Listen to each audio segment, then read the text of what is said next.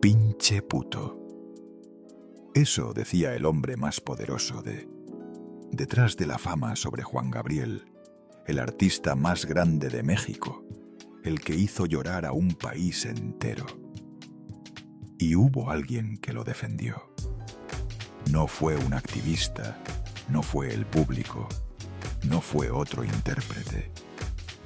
Fue el mismo hombre que destruía trayectorias con un comentario, el mismo que humilló a Thalía llamándola corrientota a los 18 años, el mismo que vetó a Cepillín por 5 palabras, Raúl Velasco. Durante 28 años, él fue la puerta de la televisión mexicana, y cuando esa puerta se cerraba, se acababa tu vida. Porque una noche, en pleno programa, Raúl Velasco dejó cantar a un hombre 30 segundos. 30. Y luego lo destrozó frente a millones. Le dijo afeminado. Le dijo que no tenía futuro. Le dijo que era gato por liebre. 5 minutos. El tiempo que tarda una canción en terminar. El tiempo que tarda un sueño en morir. Y ese hombre se llamaba Fernando Villares. Fernando Villares quedó de pie en el escenario, mientras el conductor más influyente de México lo despedazaba públicamente. No pudo responder, no pudo defenderse, no pudo hacer nada más que escuchar cómo su carrera se evaporaba en tiempo real.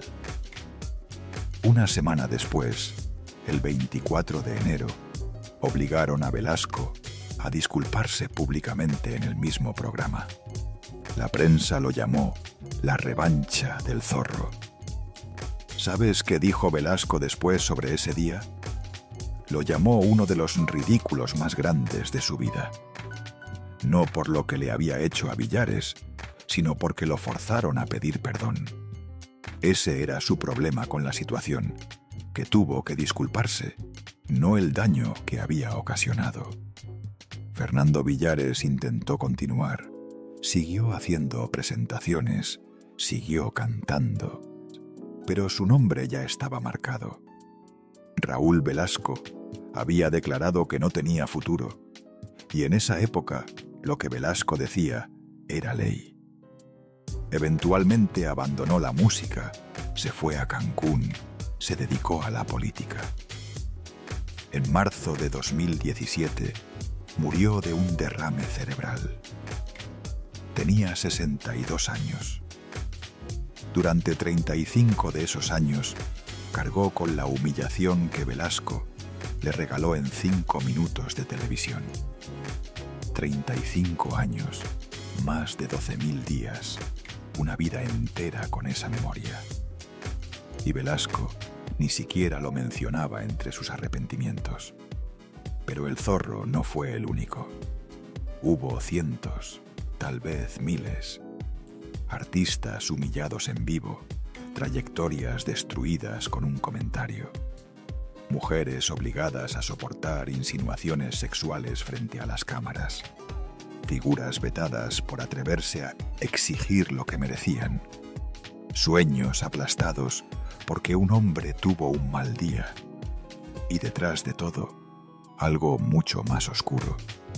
Un sistema que utilizaba a las actrices como mercancía. El catálogo sexual de detrás de la fama. Sí existió. No es un rumor, no es una leyenda urbana, no es chisme de pasillo. Kate del Castillo lo confirmó en su documental de 2019. Alejandra Ábalos lo confirmó en entrevistas. Mario Lafontaine, productor de Detrás de la Fama durante 28 años, lo llamó el burdel más grande de México. Y Raúl Velasco, según múltiples testimonios, estaba en el centro de todo. Hoy vas a conocer 4 cosas que nadie te ha contado con todos los detalles. Te voy a avisar cuando llegue cada una. Primero, las palabras exactas que Emilio Azcárraga Milmo, el dueño de Detrás de la Fama, usaba para referirse a Juan Gabriel, lo que el Tigre quería hacer con el artista más querido de México y cómo Velasco, en una de las pocas veces de su vida, lo desafió. Esto va a cambiar todo lo que crees saber sobre él. Segundo, las 5 palabras exactas que Cepillín le dijo a Velasco en un pasillo de Detrás de la Fama. Solo 5 palabras. Cuando las escuches, vas a entender por qué Velasco lo persiguió durante años hasta arruinar su trayectoria. Tercero, el catálogo sexual, los precios exactos, los nombres de quienes hablaron, el lugar donde supuestamente ocurrían los encuentros. Esto es lo más oscuro de toda la historia. Y cuarto, la confesión que Raúl Velasco hizo en su última entrevista antes de morir. Las 7 palabras que resumen todo lo que fue, lo que admitió sobre sí mismo cuando ya no tenía nada que perder. ¿Y por qué esas 7 palabras no son una disculpa? Cada revelación va a llegar en su momento. No te las voy a dar todas juntas porque necesitas entender el contexto primero. Necesitas ver cómo se construyó este monstruo. Necesitas comprender de dónde venía el poder que tuvo. Y entonces, cuando llegue cada revelación, va a golpear con todo su peso.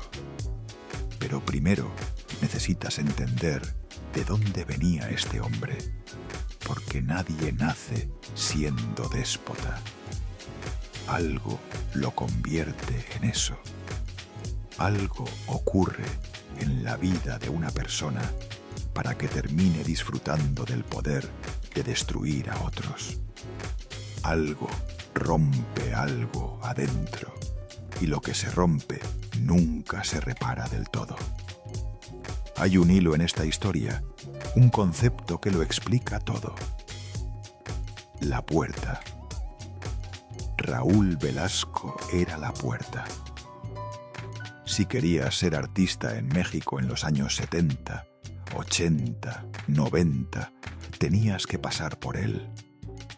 No había alternativa, no había plan B, y él decidía si entrabas o te quedabas afuera. A Cepillín le dijo 5 palabras que destruyeron su carrera. Más adelante vas a entender exactamente qué sucedió. Johann Sebastian le dijo: no tengo un momento para ti. Y esas palabras se convirtieron en una promesa. A Fernando Villares lo destrozó en 5 minutos. A Lucha Villa la vetó porque se atrevió a pedir un aumento. Ese poder, ese control absoluto, ese era Raúl Velasco. Nació el 24 de abril de 1933 en Celaya, Guanajuato. Pobreza extrema. No pobreza de no teníamos lujos. Pobreza de verdad. Pobreza de no saber si vas a comer mañana. Antes de ir a la escuela, repartía leche en burro. Se levantaba antes del amanecer, cargaba los botes de leche, recorría las calles de Celaya entregando puerta por puerta. Después de clases ordeñaba vacas. Sus manos de niño aprendieron a trabajar antes de aprender a escribir bien. Su ropa estaba remendada. Usaba lo que había, lo que podían conseguir, lo que otros desechaban. Pero sus compañeros lo llamaban el marino para burlarse de él por cómo vestía, por cómo se veía, por ser diferente. Y tenía una malformación cardíaca. No podía jugar fútbol, no podía correr con los otros niños, no podía ser como los demás. Solo podía mirar. Mirar cómo los otros vivían mientras él estaba afuera. Mirar cómo los otros jugaban mientras él no podía. Mirar cómo los otros se divertían mientras él observaba desde lejos. Recuerda eso. El niño que miraba desde afuera. El niño excluido. El niño que no encajaba. Ese niño se convirtió en el hombre que decidía quién entraba y quién se quedaba afuera. A los 20 años llegó a Ciudad de México con nada, sin contactos, sin dinero, sin nadie que lo ayudara. Trabajó de mensajero. Recorría la ciudad llevando paquetes. De operador de tractor, sus manos, las mismas que habían ordeñado vacas, ahora movían máquinas. De chofer, llevaba a gente importante, escuchaba sus conversaciones, aprendía cómo hablaban los poderosos. De empleado de banco, por primera vez usaba traje, por primera vez tenía un escritorio, pero no era suficiente. Empezó a escribir, primero sobre deportes, después sobre cine. Entrevistó a Pedro Infante, el ídolo de México. Entrevistó a María Félix, la diva de divas. Aprendió algo fundamental en esas entrevistas. Aprendió que las estrellas también eran personas, que tenían inseguridades, que necesitaban aprobación. Y aprendió que el que hace las preguntas tiene el poder. El entrevistado puede ser famoso. El entrevistado puede llenar estadios. El entrevistado puede ser la persona más importante del país. Pero el que hace las preguntas controla la conversación. El que hace las preguntas decide qué se dice y qué no. El que hace las preguntas tiene el poder real. Velasco nunca olvidó esa lección. La guardó, la usó, la convirtió en su arma. Y entonces llegó el encuentro que lo cambiaría todo. El encuentro que definiría el resto de su vida. El encuentro que lo convertiría en el hombre más influyente de la televisión mexicana. Emilio Azcárraga Milmo, el Tigre. El apodo decía todo lo que necesitabas saber sobre él. El dueño de Detrás de la Fama. El hombre más poderoso de los medios en México. El que controlaba lo que México veía, escuchaba y pensaba. El que podía construir imperios o destruirlos con una llamada telefónica. El que años después diría algo que revelaría exactamente cómo concebía a México. México es un país de una clase modesta, muy jodida, que no va a salir de jodida.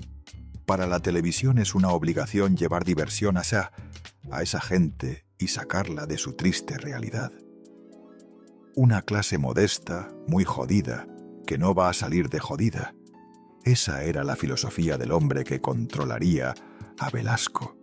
Esa era la filosofía del sistema del que Velasco sería parte. Azcárraga vio algo en Velasco. No sabemos exactamente qué. Tal vez reconoció la ambición, esa hambre que tienen los que vienen de abajo, esa necesidad de demostrar que son alguien, esa sed de poder que no se sacia nunca. Tal vez vio a alguien que haría lo necesario para triunfar, alguien sin límites, alguien dispuesto a todo, alguien que no haría preguntas incómodas. Tal vez solo necesitaba a alguien que obedeciera, alguien que hiciera el trabajo visible, mientras él jalaba los hilos desde atrás. Sea lo que sea que vio, le bastó. Le gustó lo suficiente para darle la oportunidad que transformaría su vida. Lo incorporó. En 1969 nació Siempre en Domingo, un programa dominical, música, entrevistas, espectáculo, algo para que las familias mexicanas vieran juntas después de la comida. Nadie sabía que iba a durar 28 años, 1.480 emisiones, más de 10.000 horas de transmisión, 350 millones de espectadores en su mejor momento, más que toda la población de Estados Unidos, más que toda la población de Brasil. Siempre en Domingo no era solo un programa. era la puerta, la única puerta que importaba. Si querías ser artista en el mundo hispanohablante, tenías que pasar por el escenario de Raúl Velasco. Luis Miguel pasó por ahí, Thalía pasó por ahí, Juan Gabriel pasó por ahí, José José, Emmanuel, Gloria Trevi, Paulina Rubio. Shakira pasó por ahí antes de conquistar el mundo. Y Ricky Martin pasó por ahí antes de Living la vida loca. Chayanne pasó por ahí antes de hacer suspirar a millones.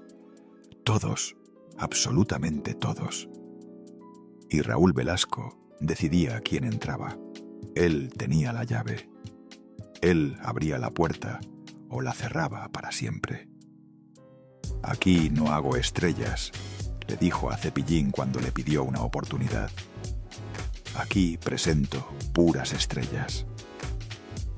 Esa frase lo definía. Él no te ayudaba a subir. Él determinaba si merecías estar arriba. Y si no le agradabas, si no le caías bien, si tuviste la mala suerte de cruzarte con él en un mal día, no había nada que pudieras hacer. Las historias circulaban entre los artistas. Ten cuidado con Velasco, no lo mires a los ojos. Sonríe aunque te insulte. Era como acudir a la corte de un rey medieval que podía hacerte noble o mandarte al calabozo con un gesto.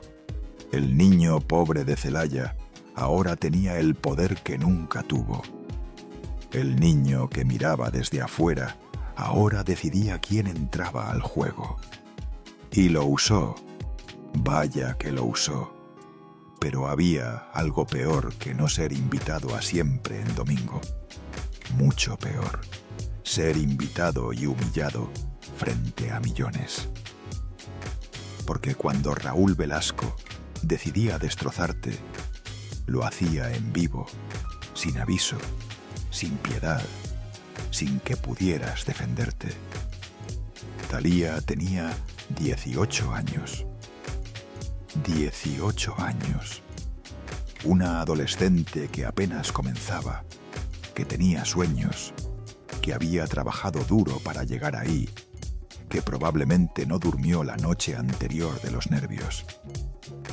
Velasco la miró y dijo en vivo: te quitaron lo corrientota que te habían puesto el primer día. Corrientota. A una adolescente de 18 años, frente a todo México, frente a millones de personas, frente a su familia que estaba viendo. ¿Te imaginas ser Thalía en ese momento? ¿Te imaginas tener 18 años y que el hombre más influyente de la televisión te llame corrientota frente a todo un país? ¿Qué harías tú? ¿Te defenderías y destruirías tu carrera antes de empezar? ¿O te quedarías callada tragándote la humillación, fingiendo que no pasó nada? Thalía se quedó callada porque no había otra opción. Isabel Lascurain de Pandora estaba en un avión lleno de gente. Y Velasco, que también viajaba en ese vuelo, le dijo en voz alta para que todos escucharan: si no bajas de peso, no vuelves a salir en la tele. Frente a todos los pasajeros del avión, Isabel bajó de peso. No porque quisiera, no porque su médico se lo recomendara, no porque fuera lo mejor para su salud, porque no tenía opción, porque si no lo hacía, su carrera terminaba. Porque un hombre le había indicado que así funcionaban las cosas. Tatiana tenía 22 años cuando subió al escenario de Siempre en domingo. Cantó su canción, lo entregó todo. Terminó su presentación con una sonrisa y Velasco le entregó una tarjeta. La tarjeta de un nutriólogo. En televisión nacional, frente a millones de espectadores, como diciéndole: estás gorda, necesitas ayuda. Tatiana se bajó del escenario, se fue al camerino y lloró. No sabemos cuánto tiempo lloró. No sabemos qué pensó en ese instante. No sabemos cuánto le dolió.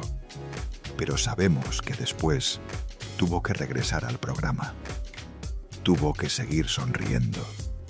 Tuvo que aparentar que no había pasado nada. Porque eso era lo que se esperaba.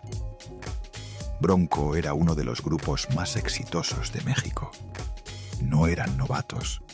Llevaban casi 20 años de trayectoria. Habían llenado estadios, vendido millones de discos. Eran leyendas de la música grupera. Velasco los miró y dijo: son feos, feos, pero con suerte. Feos, pero con suerte. A artistas que habían conquistado México con su música, a intérpretes que representaban a millones de mexicanos. Y no terminó ahí. A Lupe Esparza, el líder del conjunto, le preguntó si se había sentido cómodo disfrazado de gorila. ¿De gorila? En televisión nacional, frente a millones de fans que los admiraban, frente a las personas que habían comprado sus discos, frente a las personas que cantaban sus canciones. ¿Qué se supone que responda alguien a eso? ¿Cómo te defiendes de una humillación así? Lupe Esparza no podía levantarse y golpearlo.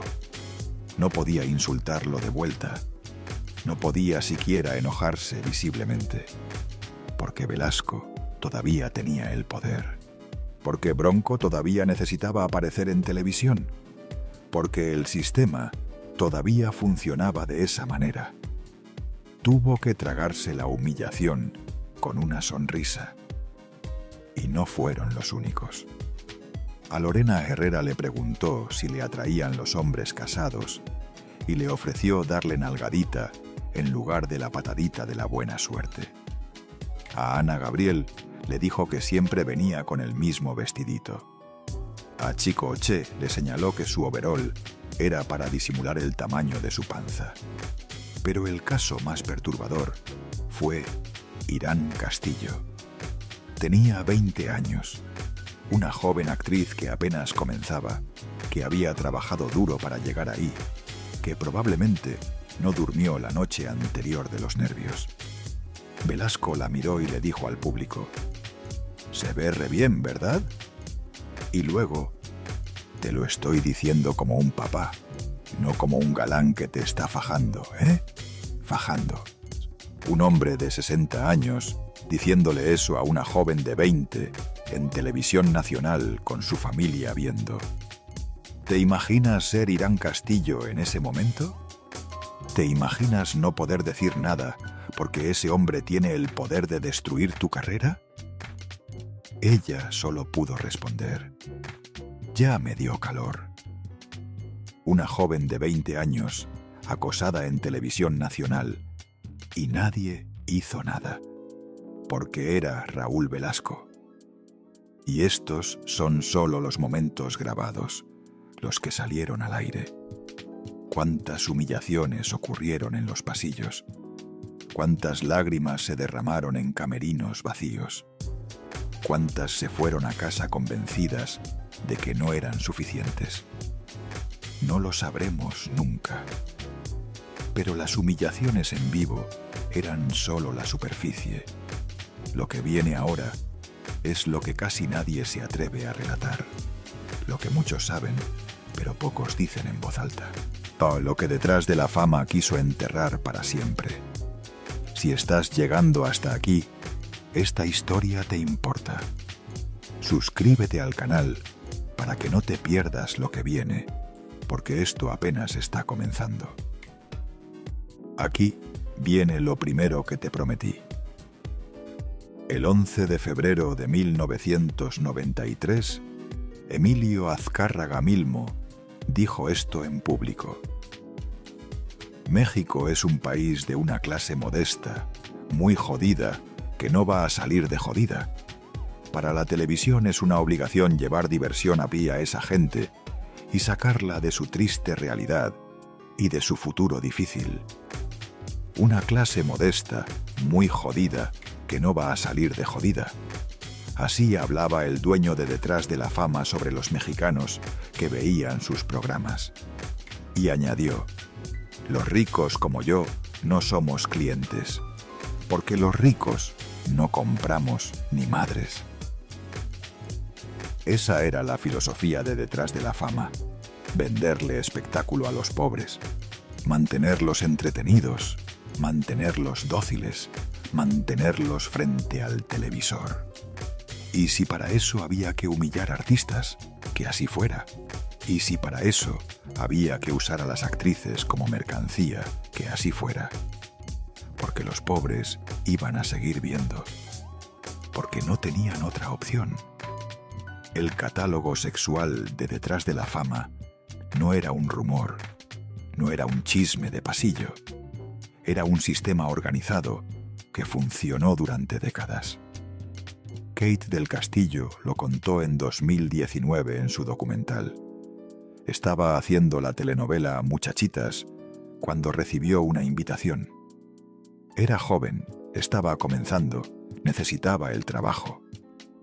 Me dijeron que estaba invitada a entretener a unos señores que yo ni siquiera conocía. Cuando dije que no, casi me dijeron que no me estaban preguntando. No me estaban preguntando. Así funcionaba. No era una invitación, era una orden. Kate del Castillo dijo que no. Y mira lo que le costó. Años de conflictos con la televisora.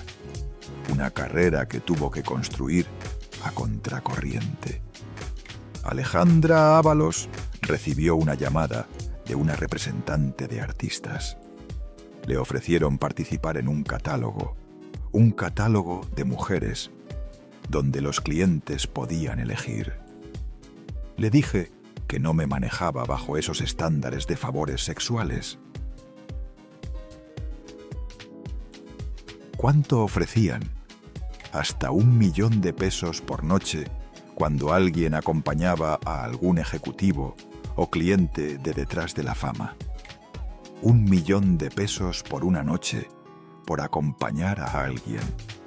En los años 80 y 90, $1.000.000 era una fortuna.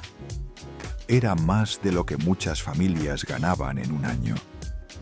Y lo ofrecían por una noche, por vender tu cuerpo, por renunciar a tu dignidad. Mario Lafontaine trabajó 28 años como productor en Detrás de la Fama. 28 años. Pero vio todo, supo todo. Y cuando finalmente habló, explicó cómo operaba el sistema. Cuando te llamen o te digan que tienes que ir a la fiesta de un ejecutivo, lo tienes que hacer. Es el grupo de las que sí, se sabe que ganarán una novela, pero sabemos de qué forma. Sabemos de qué forma. 3 palabras que lo dicen todo. Todos sabían. Los productores, los directores, los ejecutivos, todos sabían y nadie decía nada, porque el silencio era el precio de trabajar, porque quien hablaba desaparecía. Y aquí necesito que entiendas algo. Esto no era una excepción, no era un error del sistema, era el sistema funcionando exactamente como fue diseñado. Imagina por un momento, tienes 19 años, acabas de llegar a la Ciudad de México con un sueño, quieres ser actriz, has estudiado, has practicado, has sacrificado todo. Y entonces suena el teléfono. Una voz te dice que estás invitada a una fiesta, que van a estar ejecutivos importantes, que puede ser tu gran oportunidad. Y tú sabes lo que significa. Todos saben lo que significa, pero nadie lo dice en voz alta. ¿Qué haces? ¿Dices que no y ves cómo tu carrera desaparece antes de empezar? ¿O dices que sí y cargas con eso por el resto de tu vida? Esa era la decisión. Esa era la trampa. Eso era el catálogo. Lafontaine calificó a Detrás de la Fama como el burdel más grande de México. Esas fueron sus palabras exactas. Un hombre que trabajó ahí durante 28 años. Existía un lugar. Se llamaba la Casa de las Campanas. Según múltiples testimonios, ahí ocurrían los encuentros. Ahí llegaban las actrices que habían sido convocadas. Ahí aguardaban los empresarios, los políticos, los ejecutivos. Un lugar para hacer negocios. Un lugar donde las mujeres eran parte del negocio. ¿Recuerdas la puerta? Velasco era la puerta para entrar a la fama.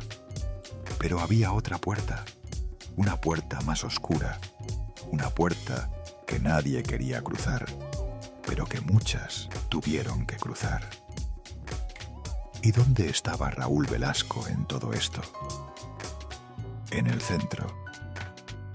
Se dice que fue uno de los principales impulsores del catálogo, que usaba su poder en Siempre en Domingo para identificar candidatas, que se fijaba más en la belleza que en el talento, que solicitaba a las artistas menos conocidas pero más bellas su book de fotos y su número de contacto. ¿Para qué quería el book de fotos? ¿Para qué quería el número de contacto? No era para programarlas en Siempre en Domingo. Marisol Santa Cruz lo confirmó. A mí me contactaron para pertenecer. Yo pensé que era broma, pero fue una realidad. Era ser dama de compañía de alguien. Era estar dispuesta a pasar una noche, obviamente, teniendo relaciones sexuales con alguna persona. Y añadió algo que todas sabían, pero nadie pronunciaba en voz alta. Siempre había favoritismo. Uno se preguntaba, ¿por qué no se quedó la mejor? ¿Por qué ella si no actúa bien? ¿Por qué ella? Ahora lo sabían. Las que actuaban mejor se quedaban sin papel. Las que acompañaban a alguien conseguían el protagónico. Ese era el sistema, y no podían hacer nada. Porque si te quejabas, desaparecías. Porque si hablabas, tu carrera terminaba. Porque el silencio era el precio de trabajar. Eso era el catálogo. Eso era detrás de la fama. Eso era el sistema. Pero el catálogo no era la única forma de destruir a alguien. A veces bastaban 5 palabras. Aquí viene lo segundo que te prometí. Pon las 5 palabras que destruyeron una carrera. Ricardo González llegó a los pasillos de Detrás de la Fama en 1977 con un sueño. Quería ser payaso, no cualquier payaso. El payaso de México, el que hiciera reír a todos los niños del país. Venía de Monterrey, no tenía contactos, no tenía dinero, no tenía nada más que un traje colorido, una peluca roja y una fe inquebrantable. Buscó a Raúl Velasco. Lo buscó en los pasillos, lo esperó afuera de su oficina. Le pidió una oportunidad, una sola oportunidad. La respuesta fue brutal. Aquí no hago estrellas, aquí presento puras estrellas. Velasco ni siquiera lo miró a los ojos cuando se lo dijo, pero Cepillín no se rindió. Había llegado demasiado lejos para rendirse. Tocó otras puertas, preguntó, investigó, y llegó hasta Emilio Azcárraga Milmo, el tigre, el dueño de todo. No sabemos cómo lo logró. No sabemos qué le dijo, pero lo logró. Y el tigre ordenó que lo presentaran en Siempre en Domingo. Cuando Velasco se enteró, lo confrontó en los pasillos. Le preguntó qué había hecho, cómo había conseguido la orden. Y aquí viene el error que le costaría todo. Cepillín respondió: «Pues toqué la puerta que era, don Raúl. El domingo pasado usted no era la puerta. Usted no era la puerta». 5 palabras que destruirían su carrera. Nadie le decía eso a Raúl Velasco. Nadie. En toda la historia de Detrás de la Fama, nadie se había atrevido a decirle que él no era importante, que había alguien más arriba, que su poder tenía límites. Velasco no dijo nada en ese momento. Solo lo miró y guardó esas palabras. Las guardó durante años, como un veneno que iba a soltar cuando llegara el momento. Cepillín debutó en Siempre en Domingo. Fue un éxito inmediato. Los niños lo amaban, las mamás lo amaban, las familias enteras sintonizaban para verlo. Le dieron su propio programa, El Show de Cepillín. De 1977 a 1980, Ricardo González se convirtió en uno de los personajes más queridos de la televisión mexicana. Llenaba auditorios, vendía discos, hacía presentaciones por todo el país. Los niños lo idolatraban. Pero Velasco no olvidaba. Raúl Velasco nunca olvidaba. Cada semana, en las juntas de producción, mencionaba a Cepillín. Oye, Cepillín anda muy elevadito. Cepillín se cree mucho. Cepillín está muy crecidito. Gota a gota, semana tras semana, mes tras mes, envenenando la percepción de los ejecutivos, sembrando la semilla de la duda, preparando el terreno para el golpe final. Cepillín lo relató años después. Raúl estuvo chingando y chingando en las juntas de producción. Todos los lunes estaba friegue y friegue con don Emilio Azcárraga, hasta que dijo, ya que lo quiten, vetado de la empresa. Chingando y chingando, friegue y friegue, hasta que funcionó, hasta que consiguió lo que buscaba. Ricardo González estaba de vacaciones en Puerto Rico cuando recibió la llamada. Estaba descansando, disfrutando del éxito que había construido, pensando en los próximos proyectos, planeando el futuro. Y entonces el teléfono sonó. Su programa había sido cancelado. Así, de un día para otro, sin explicación, sin despedida, sin la oportunidad de decirle adiós a los niños que lo veían cada semana, sin nada. Solo una llamada telefónica en Puerto Rico. Y todo había terminado. No volvió a Detrás de la Fama hasta después de la muerte de Velasco. Piensa en eso. Velasco murió en 2006. Cepillín fue vetado en 1980. 26 años, más de un cuarto de siglo, una carrera truncada, millones de niños que no pudieron verlo crecer como artista, proyectos que nunca se realizaron, sueños que se quedaron en el aire. Todo por 5 palabras. Usted no era la puerta. Todo porque se atrevió a decir la verdad. Y Cepillín no fue el único. Lucha Villa pagó un precio similar. La grandota de Camargo era figura estelar de Siempre en Domingo, una de las voces más poderosas de la música ranchera, una mujer que había conquistado México con su talento. Un día pidió un aumento. Lo que le pagaban no le alcanzaba ni para el peinado que le exigían usar en el programa. Era una contradicción absurda. La estrella que brillaba en pantalla no podía solventar su propio vestuario. Cuando exigió lo que merecía, Velasco respondió: «Ah, sí, ¿sabes qué? Adiós». Vetada. Tuvo que marcharse a la competencia, donde nunca alcanzó el mismo nivel de éxito. El diseñador Mitzi reveló lo que vino después. El haber sido vetada la afectó tanto que buscó mejorar su apariencia para regresar. se sometió a una fallida cirugía estética que casi le cuesta la vida. Una cirugía que salió mal porque quería volver, porque no podía aceptar que todo había terminado, porque creía que si se veía diferente, tal vez Velasco la perdonaría. La operación salió mal, casi muere. Su carrera nunca se recuperó completamente. Y todo porque pidió que le pagaran lo que valía. Quizá tú también has pedido algo que merecías.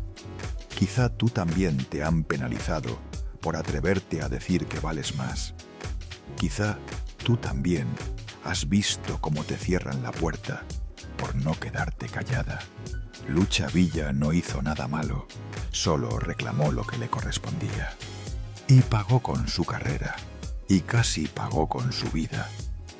Pero ahora viene algo que va a cambiar todo lo que piensas sobre Raúl Velasco. Todo.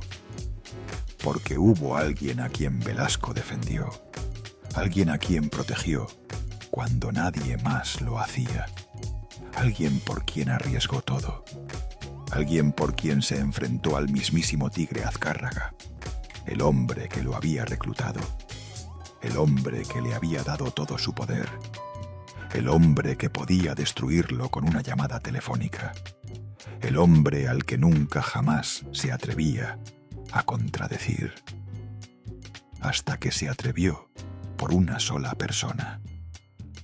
Y cuando te cuente quién era esa persona y qué decía Azcárraga sobre él, vas a entender por qué esta es la revelación más importante de toda la historia. Aquí viene lo tercero que te prometí, y es el momento que lo cambia todo. Juan Gabriel, el divo de Juárez, Alberto Aguilera Valadez, el artista más querido de México, el más grande, el irrepetible, el único. Amor eterno, querida, hasta que te conocí, se me olvidó otra vez. Canciones que se cantan en bodas, canciones que se cantan en funerales, canciones que hacen llorar a México entero cada vez que suenan. Juan Gabriel llenaba estadios en todo el continente. Sus conciertos duraban 5 horas, 6 horas, y la gente no se iba. La gente lloraba viéndolo cantar. La gente cantaba cada palabra con él. Era más que un artista, era un fenómeno, era una institución. Juan Gabriel era México, y Emilio Azcárraga Milmo lo odiaba con todo su ser. En su última entrevista antes de morir, cuando ya no tenía nada que perder, cuando ya no le importaba quedar bien con nadie, Raúl Velasco reveló algo que había guardado durante décadas. Con Juan Gabriel jamás tuve enfrentamiento alguno. Eso sorprendió a muchos porque circulaban rumores de fricciones entre ellos. Pero Velasco continuó. Con quien sí tuve enormes y serios problemas fue con Emilio el Tigre Azcárraga, por incluir a Juan Gabriel en Siempre en Domingo. Enormes y serios problemas con el dueño de Detrás de la Fama, con el hombre que le había dado su carrera, con el hombre que podía destruirlo en un segundo. Problemas por defender a un artista. Problemas serios de los que ponen en riesgo todo lo que has construido. ¿Por qué Azcárraga tenía conflictos con Juan Gabriel? ¿Por qué el dueño de la televisora más grande de México aborrecía al artista más grande de México? La respuesta de Velasco fue brutal en su honestidad. Con términos homofóbicos no me lo bajaba y me exigía lo sacara del programa. ¿Escuchaste bien? Esas eran las expresiones exactas que el dueño de Detrás de la Fama utilizaba para referirse a Juan Gabriel. El hombre más poderoso de los medios en México insultaba al artista más talentoso de su época por su forma de caminar, por su forma de vestir, por su manera de moverse en el escenario, por su modo de expresarse, por su forma de ser. No porque cantara mal, no porque no tuviera talento, no porque no llenara estadios, no porque no vendiera millones de discos, sino porque era diferente, porque no encajaba en lo que Azcárraga consideraba normal, porque su manera de existir incomodaba al hombre más poderoso de los medios. Velasco explicó más. En México tú triunfas y te tiran pedradas. Como no le podían criticar que cantaba mal, ni que era mal compositor, se empezaron a agarrar de sus amaneramientos y me bloqueaban el teléfono. Le bloqueaban el teléfono. Cada vez que programaba a Juan Gabriel, Azcárraga le marcaba. Cada vez que anunciaba que vendría al programa, empezaba la presión. Llamadas, mensajes, exigencias, presión constante para sacarlo del aire, para borrarlo de la televisión, para que México no viera a Juan Gabriel en Siempre en Domingo. Y aquí viene algo que no esperarías de Raúl Velasco, algo que no encaja con todo lo demás que te he contado. El mismo hombre que humillaba a artistas por su peso, el mismo que destruía carreras con un comentario, el mismo que había sacado a Cepillín por 5 palabras. Ese hombre defendió a Juan Gabriel. En vivo, frente a millones de espectadores, Velasco declaró: en Siempre en Domingo no programo sexos, programo talentos. No programo sexos, programo talentos. Fue una de las pocas veces que Raúl Velasco desafió al tigre. ¿Por qué lo hizo? Tal vez le tenía afecto genuino. Habían compartido décadas de trabajo juntos. Tal vez respetaba su talento de una manera que no respetaba el de otros. Juan Gabriel era único, insustituible. Tal vez no quería que le dijeran qué hacer. O tal vez, en algún rincón de su alma, recordó lo que era ser el diferente, el niño pobre, el mal vestido, el enfermo, el que no encajaba. Tal vez en Juan Gabriel vio algo de sí mismo. Tal vez vio al niño de Celaya que miraba desde afuera. No lo sabremos nunca. Juan Gabriel lo comprendió. Entendió que Velasco lo había defendido. Entendió que no todos en Detrás de la Fama eran iguales. Pero también entendió que el sistema era el problema. Años después declaró: Detrás de la Fama no me vetó. Yo veté a Detrás de la Fama. Son ingratos. A México se le conoce por su historia, por su arte. No se le conoce por Detrás de la Fama. El hombre que Azcárraga insultaba con términos homofóbicos terminó siendo más grande que toda la televisora, más grande que el Tigre, más grande que Velasco, más grande que todos ellos juntos. Juan Gabriel murió como leyenda el 28 de agosto de 2016. México lloró durante días. Las calles se llenaron de gente cantando sus canciones. Los altares improvisados aparecieron por todo el país. Amor eterno sonó en cada rincón de Latinoamérica. Y Detrás de la Fama, la empresa que lo quería fuera del aire, transmitió su funeral. Porque ya no tenían opción. Porque Juan Gabriel era demasiado grande para ignorar. Porque el talento, al final, siempre triunfa. Esa fue la única vez que Velasco desafió al sistema por alguien más, la única vez que arriesgó algo. Pero hubo otro momento, un momento distinto, un momento donde Velasco no defendió a nadie, sino que tuvo que enfrentar las consecuencias de sus propias decisiones. Un momento donde alguien regresó a cobrarle una deuda. Johann Sebastian era una figura consolidada cuando subió al escenario de Siempre en Domingo en los años 90. El rey del jaripeo, José Manuel Figueroa, el hombre que había conquistado México con canciones rancheras que hacían llorar y bailar al mismo tiempo. Tenía éxito, tenía reconocimiento, tenía Grammy latinos, tenía todo lo que siempre había soñado, pero guardaba un recuerdo que no había olvidado durante décadas, un recuerdo que necesitaba sacar. Frente a millones de espectadores, frente a todo México, le dijo a Velasco: quiero comentarte que hace muchos años, en los inicios de tu programa, había un muchacho soñador que se te acercaba mucho y te daba lata por los pasillos. Velasco lo escuchaba. No sabía a dónde iba esto. No sabía lo que venía. Un día, ya desesperado, te enfrenté y te dije: señor Velasco, ¿no tuviera un momento para mí? El estudio estaba en silencio. El público contenía la respiración. Me dijiste: no tengo un momento para ti.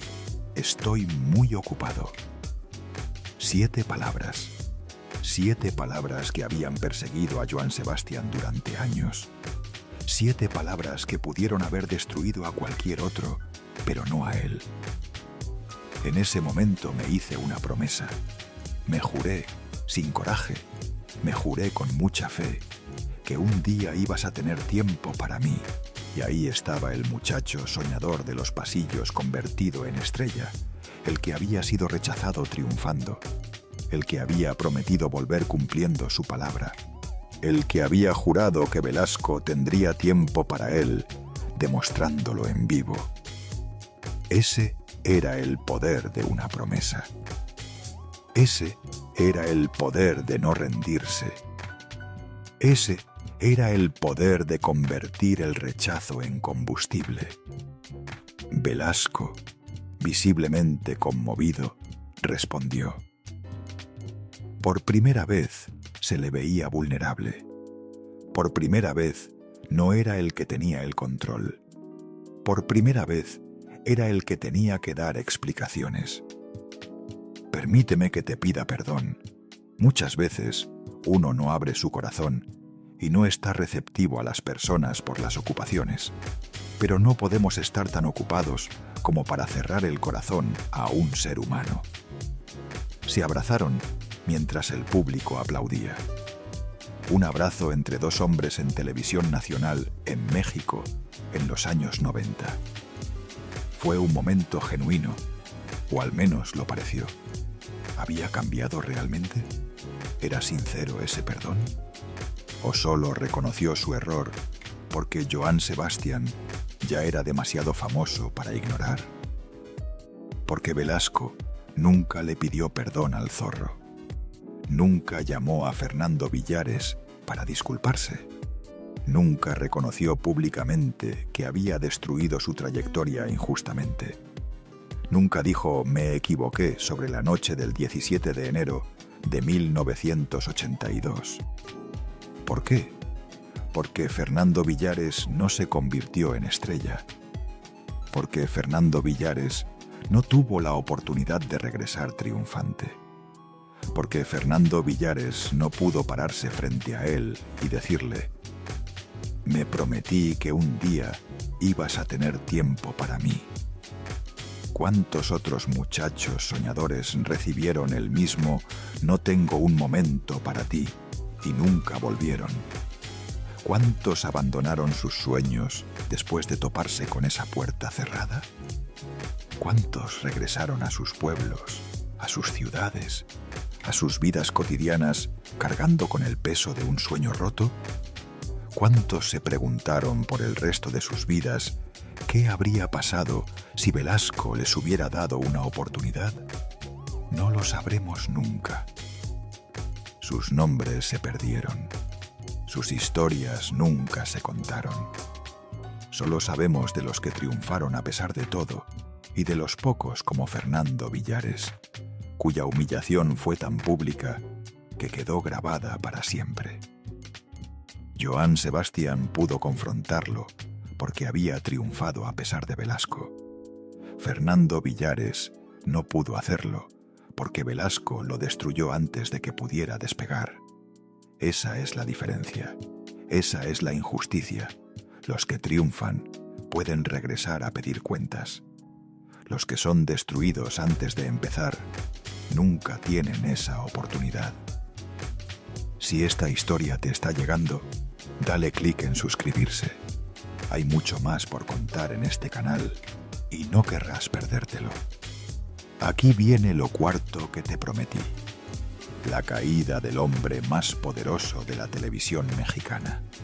A principios de los años 90, cuando todavía estaba en la cima, cuando todavía determinaba quién triunfaba y quién fracasaba, Raúl Velasco recibió una transfusión sanguínea.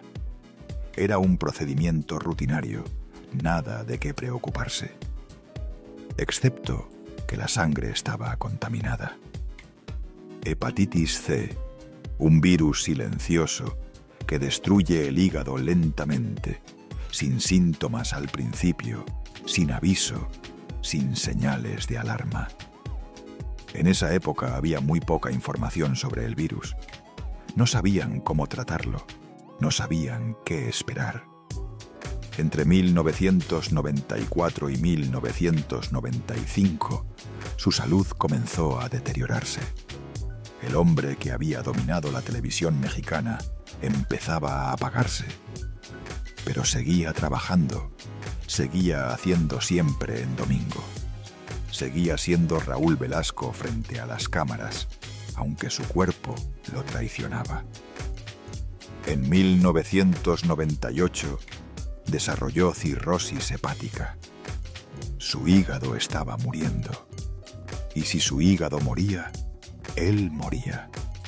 Necesitaba un trasplante, necesitaba que alguien falleciera para que él pudiera vivir. Lo consiguió. El donador fue un policía de Estados Unidos que había muerto en un accidente. Un hombre que probablemente nunca vio siempre en domingo. Un hombre que nunca supo que su muerte le daría más años de vida al conductor más polémico de México. Pero aunque Velasco sobrevivió, ya era tarde para siempre en domingo. El programa estaba agonizando junto con él. Los ratings ya no eran los de antaño. La audiencia había cambiado. México había cambiado. El 19 de abril de 1998, después de 1480 emisiones, el programa concluyó. 28 años al aire, 10.000 días de transmisiones, con miles de artistas que habían pasado por ese escenario. Todo terminó.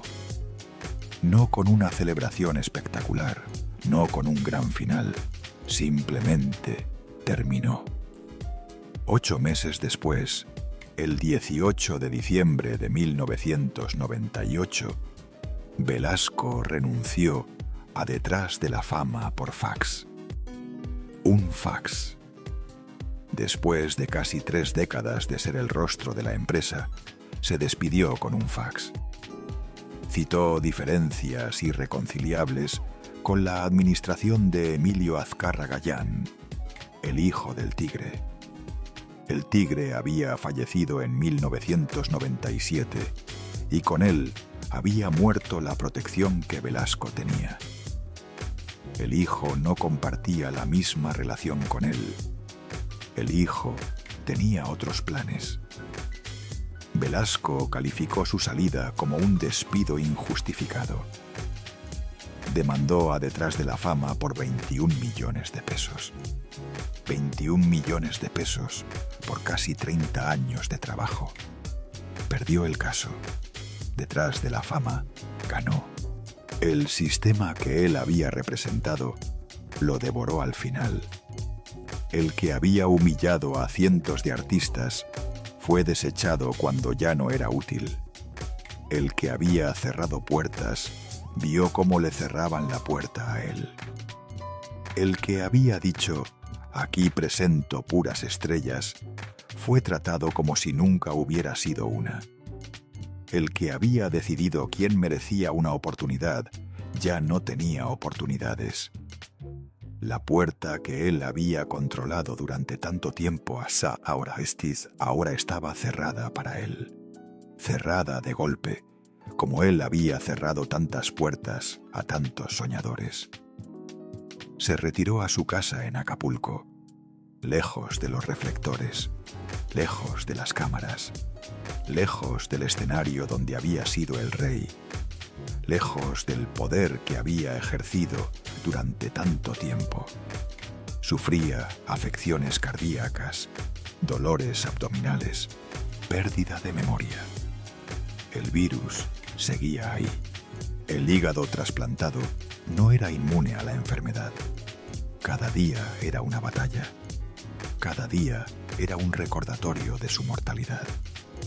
En su última entrevista, cuando ya no tenía nada que perder, cuando la muerte estaba cerca, confesó algo que pocas veces había admitido.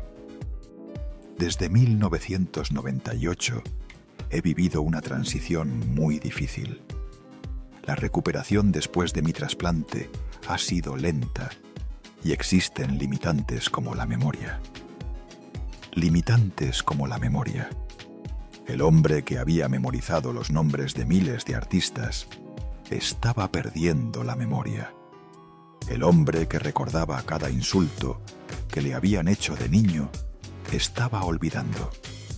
Y dijo algo más. Me habría gustado devolver la donación que recibí, pues debido a que padezco hepatitis C, mi sangre puede contaminar a cualquier paciente. Quería devolver el hígado que le había dado más años de vida. Piensa en eso. Un hombre que había luchado por sobrevivir, que había esperado un trasplante, que había recibido el regalo de más tiempo, quería devolverlo. Porque sentía que no lo merecía, o porque la enfermedad lo hacía sentir como una carga, o porque al final el hombre que había juzgado a tantos se estaba juzgando a sí mismo. Y dijo algo más. Las 7 palabras que te prometí. La televisión me hizo perder el piso. Perder el piso.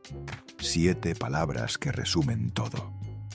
Después de todas las humillaciones que había infligido, después de todos los vetos que había ordenado, después de todas las carreras que había destruido, la televisión me hizo perder el piso. ¿Eso era una disculpa? ¿Eso era arrepentimiento? No, porque el piso no se pierde solo. El piso se suelta. Y él eligió soltarlo. Cada humillación fue una elección. Cada veto fue una elección. Cada carrera destruida fue una elección. Nadie lo obligó. El sistema no lo forzó. Él era el sistema. El 26 de noviembre de 2006, a las 7:45 de la mañana, Raúl Velasco murió mientras dormía. Estaba en su casa de Acapulco. Lo rodeaban su esposa Dorle y sus hijos. Tenía 73 años. Murió en paz. Murió rodeado de amor. Murió en su cama, en su casa, con su familia. Más de lo que muchos de los que humilló pudieron tener. Fernando Villares murió solo con su humillación. Muchas de las actrices del catálogo nunca encontraron paz. Muchos de los artistas vetados nunca se recuperaron. Pero Velasco murió tranquilo. Así funciona el mundo a veces. Los que causan daño mueren en paz. Los que reciben el daño cargan con él para siempre. Detrás de la fama ya no es lo que era. La empresa que dominó la televisión mexicana durante décadas ahora compite con Netflix, con YouTube, con TikTok. Los ratings que siempre en domingo alcanzaba son imposibles hoy. El poder que Velasco tuvo ya no existe. La puerta ya no existe. El sistema que representó se derrumbó. Ya nadie necesita pasar por un solo programa para ser famoso. Puedes subir un video y volverte viral. Puedes lanzar una canción en plataformas digitales sin pedirle permiso a nadie. Puedes construir una carrera sin necesitar la aprobación de un Raúl Velasco. Ya nadie depende de un solo hombre. Ya nadie tiene que soportar humillaciones para tener una trayectoria. Ya nadie tiene que aguantar que le llamen corrientota. Ya nadie tiene que bajar de peso porque un conductor se lo ordena. Ya nadie tiene que decidir si acepta una llamada del catálogo o pierde su oportunidad. Eso es bueno. Eso es justo. Eso es lo que debía pasar. Pero las cicatrices sí existen. Las cicatrices siempre quedan. Las cicatrices no desaparecen porque el sistema que las causó ya no exista. Fernando Villares murió en 2017, cargando con 5 minutos de humillación de 1982. 35 años con esa memoria. 35 años recordando cómo un hombre lo llamó afeminado y le dijo que no tenía futuro. 35 años sin poder olvidar aquella noche de enero. Murió cargando con eso. Cepillín perdió 26 años de su carrera por 5 palabras. Usted no era la puerta.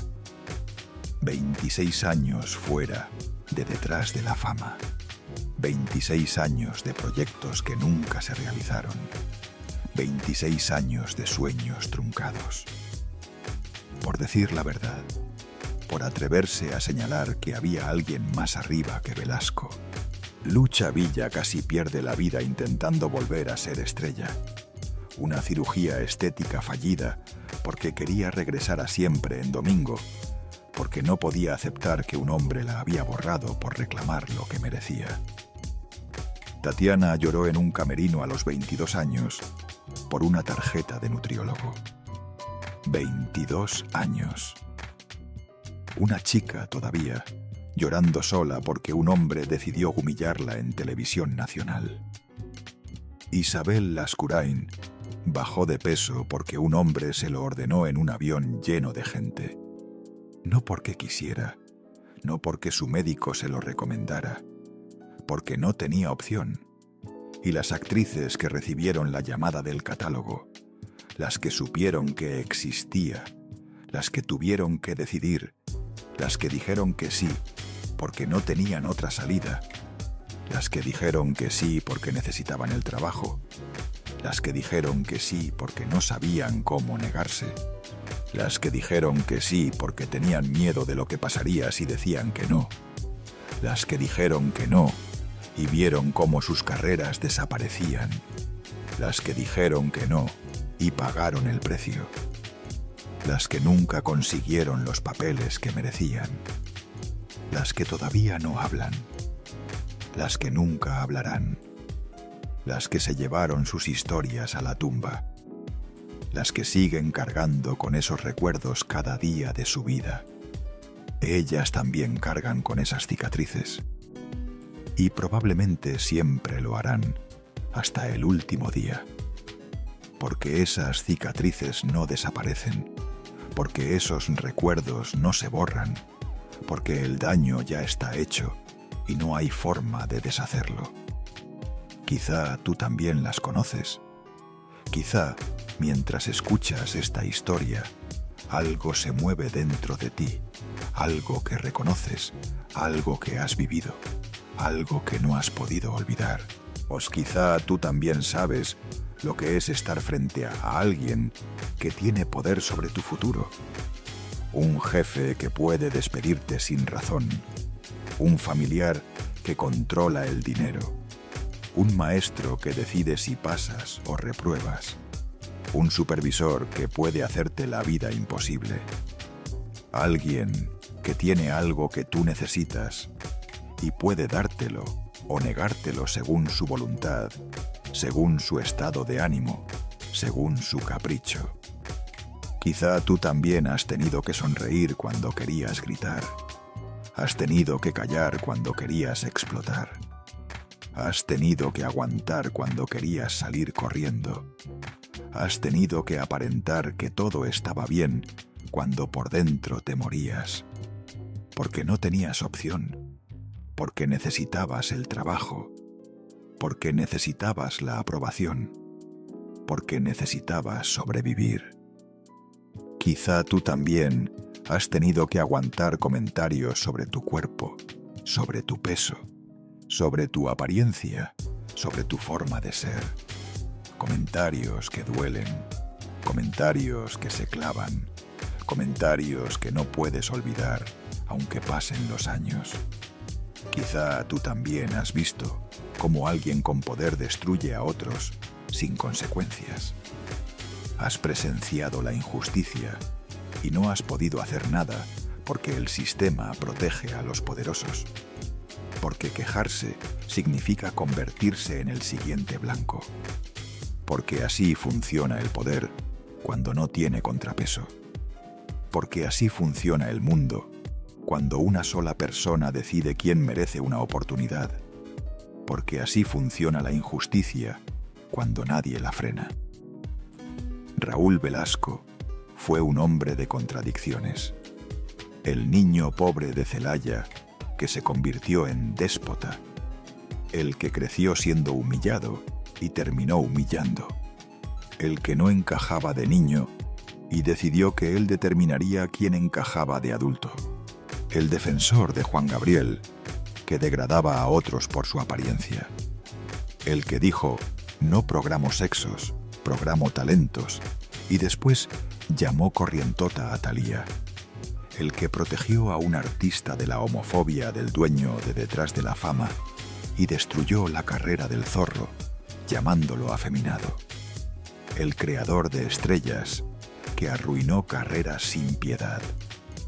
El que lanzó a Luis Miguel, a Shakira, a Ricky Martin, y el que hundió a Cepillín, a Lucha Villa, a Fernando Villares. El que podía hacer reyes y el que podía fabricar cadáveres profesionales. El que pidió perdón a Joan Sebastián, pero nunca se disculpó con el Zorro. El que admitió que la televisión le hizo perder el piso, pero nunca explicó qué había debajo de ese vallizo de ese piso. Raúl Velasco nació pobre en Celaya, el niño que repartía leche en burro antes del amanecer. El niño que ordeñaba vacas con manos pequeñas. El niño que usaba ropa remendada y era blanco de burlas. El niño al que llamaban el marino para humillarlo. El niño que tenía una malformación cardíaca y no podía correr con los demás. El niño que miraba desde afuera mientras los otros vivían. Murió en Acapulco, rodeado de su familia, en su cama, en su casa, en paz. Murió rodeado de amor. Más de lo que muchos de los que humilló pudieron tener.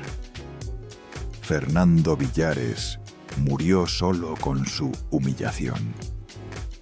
Muchas de las actrices del catálogo nunca encontraron paz. Muchos de los artistas vetados nunca se recuperaron. Pero Velasco murió tranquilo. Así funciona el mundo, a veces. Los que causan daño mueren en paz. Los que reciben el daño cargan con él para siempre. Entre nacer en Celaya y morir en Acapulco,